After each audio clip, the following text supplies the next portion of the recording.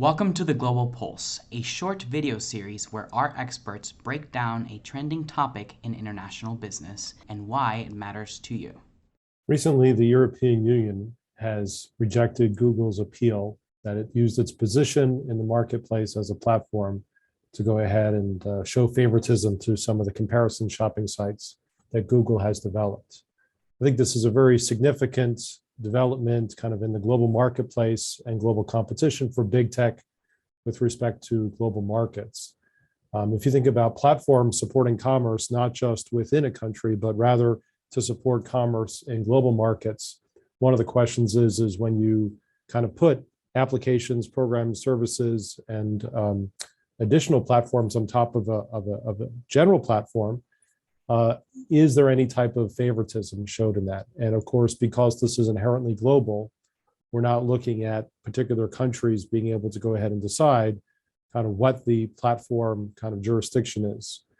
So, Google, Amazon, Microsoft, Facebook, Apple, like all these big tech companies operate platforms that are pretty significant for global markets.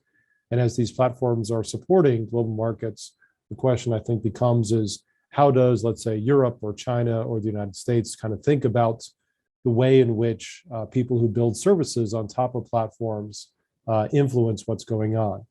And if you show any type of favoritism to your products and services that reside on top of the platform, this becomes an issue. And I think this is where the European Union's decision for Google's practices being anti-competitively is significant. And this is just one of several decisions that are expected by the European Union with respect to Google's practices.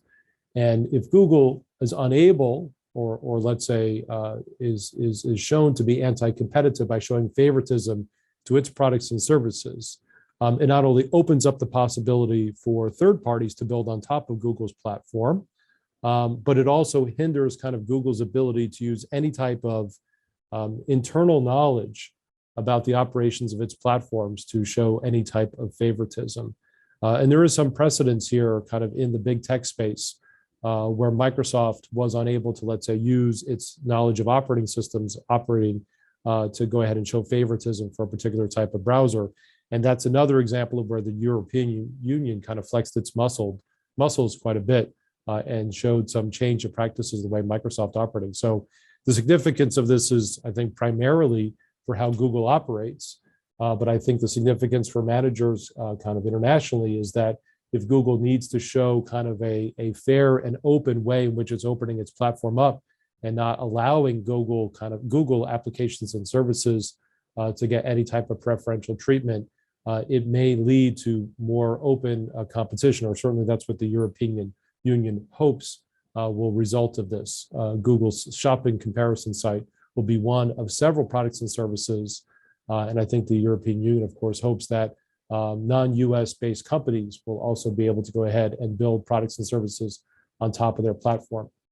I think the bigger ramifications beyond just Google and looking at other big tech is that we have countries outside the United States really looking at US platform companies as kind of almost needing to be open and fair and not show favoritism to things that they build on top of their platform, but rather be much more open and accessible and transparent about the way in which these platforms operate to allow for more international competition. So I would say this is just the start of the story. There is more to come, but it is a pretty significant development in the space.